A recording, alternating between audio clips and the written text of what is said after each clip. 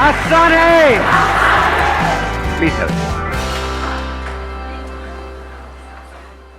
Mentally strong कैसे होते हैं और मेंटली स्ट्रांग होने का मतलब क्या है, ये हमको मिल करके आज फाइंड आउट करना है। पहले ये देखना है कि फिजिकली स्ट्रांग होने का मतलब क्या। सर फिजिकली स्ट्रांग को कह सकते हैं कि जिसके पास स्ट्रेंथ, स्टेमिना और एंड्योरेंस तीनों हो तो उसे फिजिकली फिट कह। Excellent point, let's give big hand for him.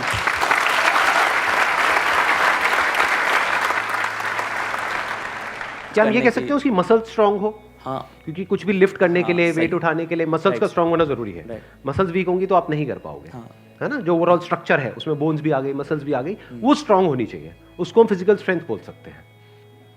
अभी यही फंडे जो हम फिजिकल में देख रहे हैं, इसी को मेंटली देख करके और फिर समझने की कोशिश करेंगे स्टेप बाय स्टेप कि उसका मतलब क्या। कि फिजिकल स्टेमिना तो हमको समझ आता है कि फिजिकली हम जल्दी ना थके। कोई बंदा है उसने थोड़ा बहुत काम किया एकदम से थक गया तो इसका मतलब फिजिकली स्ट्रांग नहीं है। जैसे बहुत लोग होते हैं, जैसे ही अपनी फिजिकल ट्रेनिंग करते हैं, कुछ भी करते हैं, हल्का सा भी दर्द होता है तो छोड़ देते हैं, छुई मुई टाइप के, है ना। तो बड़ा दर्द हो रहा है, भाई दर्द नहीं होगा तो बनेगी कैसे, है ना। Right sir. तो हल्का सा भी कुछ होता है तो छोड़ देते हैं, एंड्योर नहीं कर पाते हैं पेन को। Yes sir. तो पेन को एंड्योर करने की जितनी हमारे अंदर पावर है उसको हम एंड्योरेंस बोल सकते हैं। सर मेरे हिसाब से फिजिकली स्ट्रांग होने का मतलब ये है कि सबसे बड़ी चीज़ ये है कि बीमारियों से दूर होना चाहिए उसे। अगर मतलब कई बार ऐसा होता है कि हमें फिजिकली स्ट्रांग दिख रहा है पर्सन, बट वो होता नहीं है। यानी कि एक बंदा हो सकता है वो फिजिकली हमको स्ट्रांग बाहर से दिख रहा हो और वेट भी बहुत अच्छा लिफ्ट कर रहा हो, और लेकिन उसकी इम्यूनिटी वीक हो। Yes sir. तो हम कह सकते हैं अंदर से वो बंदा कितना स्ट्रांग है। यानी कि जो भी डिजीजेज है, मतलब जो भी बीमारियां हैं, उनसे लड़ने की उसके अंदर कितनी पावर है उसकी बॉडी के अंदर। Yes sir. एक तो फिजिकल पावर, एक है उसकी इम्यूनिटी हम बोल सकते हैं। Yes sir. अब एक एक करके इन पॉइंट को देखते हैं कि मेंटल स्ट्रेंथ में किस तरीके से हम अप्लाई कर सकते हैं। सबसे पहले बात हमने करी फिजिकली स्ट्रांग होने का मतलब क्या, स्ट्रेंथ। मतलब आप कह लो वेट उठाना है।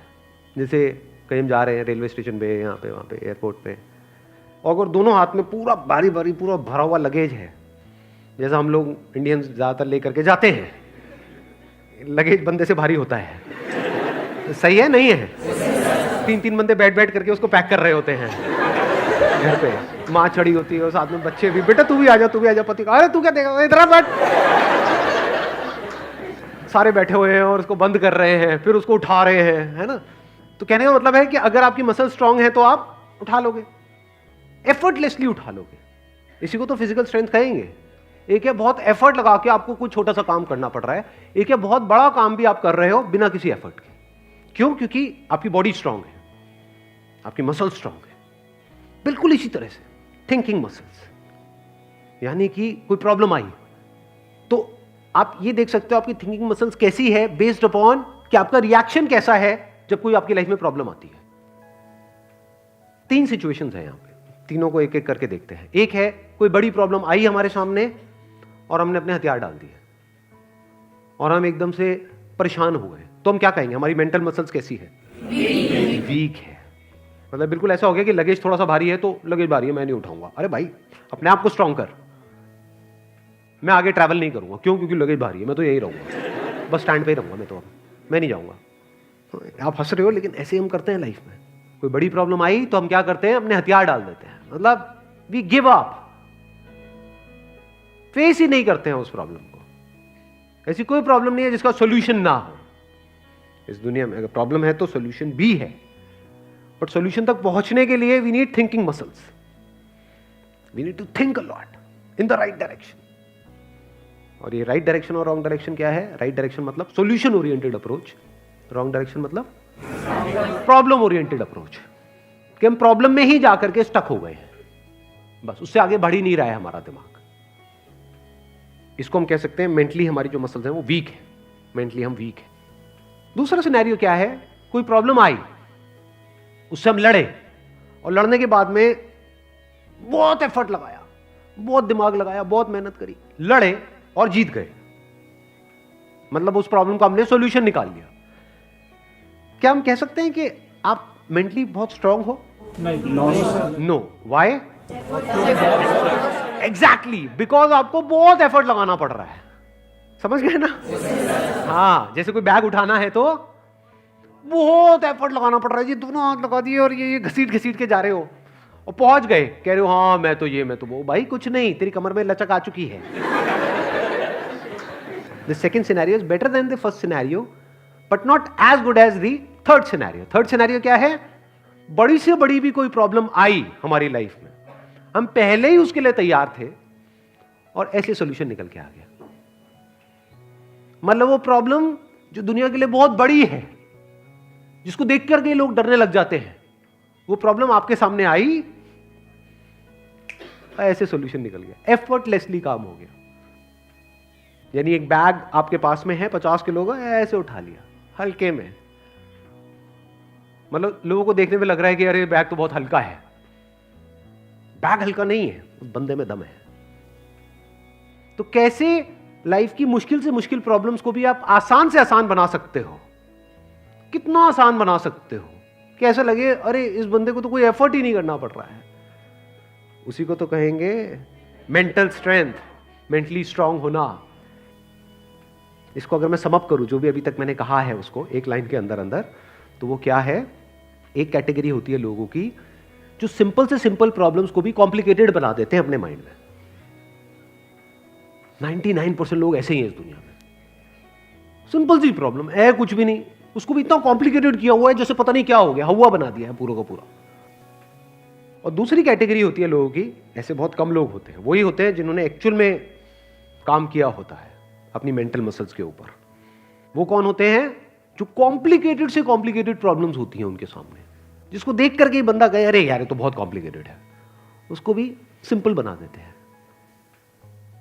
जैसे फॉर एग्जांपल आपकी कोई रिलेशनशिप है किसी के साथ में और वहां पे बहुत क्लैशेस चल रहे हैं, बहुत मेजर कुछ इश्यूज हो रहे हैं। एक तो ये आपस में हम लड़ते मरते रहे कुत्ते बिल्ली की तरह, जैसे ज्यादातर घरों में होता है, उसका कोई सोल्यूशन निकल पाएगा कभी भी नहीं। तो हमें क्या करना होगा? समझना होगा इस रिलेशनशिप में प्रॉब्लम है क्या। अज्यूम नहीं करना है पहले से कि प्रॉब्लम उसमें है या प्रॉब्लम मुझ में ही है। ये भी एक विक्टिम मेंटालिटी होती है, मेरे में ही कमी है, वो तो सब सही है बस मेरे में ही कमी है। ये भी बड़ी गंदी मेंटालिटी होती है, विक्टिम मेंटालिटी। या फिर तुझ में प्रॉब्लम है, मैं सही हूं तू गलत है। तो पर्सन को ना देखा जाए कि वो या वो, प्रॉब्लम को समझा जाए। प्रॉब्लम एग्जैक्टली क्या हो रही है रिलेशनशिप, वो जो क्लैश हो रही है उसकी जड़ क्या है, उसका कॉज क्या है। अगर वो हमको समझ आ जाता है बारीकी से, तो क्या वो प्रॉब्लम जड़ से ठीक नहीं हो जाती? और अगर हम उसको ना समझे और ऊपर ऊपर से ठीक करने की कोशिश करें, क्या वो कभी भी ठीक हो सकती है? कोई भी मिल करके क्या उसको ठीक करवा सकता है उस प्रॉब्लम को? जैसे दो लोगों के बीच में प्रॉब्लम हो रही है, कोई तीसरा आ जाए उनके बीच में मीडिएटर बन करके, मैं सॉल्व करवा दूंगा तुम्हारी प्रॉब्लम, तो कुछ देर के लिए तो वो समझौता करा सकता है, लेकिन अगर परमानेंट उसका सोल्यूशन चाहिए तो वो कैसे होगा? या तो दोनों को या दोनों में से किसी एक को बारीकी से समझना होगा नेचर ऑफ प्रॉब्लम क्या है, and that could be very simple.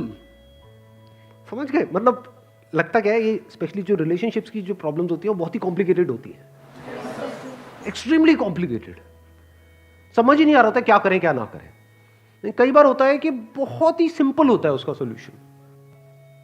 अगर मान लो मेरी किसी के साथ में रिलेशनशिप है, उसमें कोई प्रॉब्लम हो रही है, तो उसको बारीकी से ऑब्जर्व किया, अच्छा प्रॉब्लम हो क्यों रही है और इतनी बड़ी प्रॉब्लम क्यों हो रही है, उसकी जड़ क्या है। तो जब जड़ तक गया तो मैंने देखा कि अच्छा मैं कुछ इस तरह से बोलता हूं जहां से पूरा खेल शुरू होता है। अगर मैं ये ना बोलूं तो, और इसकी जगह ये बोल दूं तो क्या खेल अलग डायरेक्शन में नहीं चला जाएगा? दोनों का अंडरस्टैंडिंग होना बहुत जरूरी है। आप कह रहे हो दोनों की अंडरस्टैंडिंग होना बहुत जरूरी है। हाँ जी सर। ध्यान से समझना, अब ये प्रॉब्लम ओरिएंटेड अप्रोच है, सॉल्यूशन ओरिएंटेड अप्रोच है। ये प्रॉब्लम ओरिएंटेड अप्रोच है जिसका कोई दुनिया में सॉल्यूशन नहीं है। ये बिल्कुल ऐसा है कि सरकार को तो अपना काम अच्छे से करना चाहिए, ये जो चाहिए है ना, ये हम इंडियंस की नस नस में दौड़ रहा है।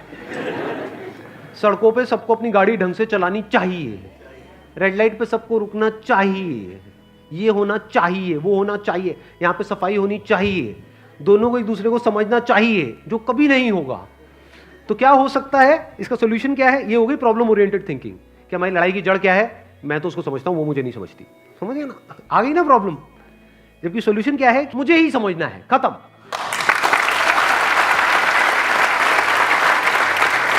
Thank you so much for coming.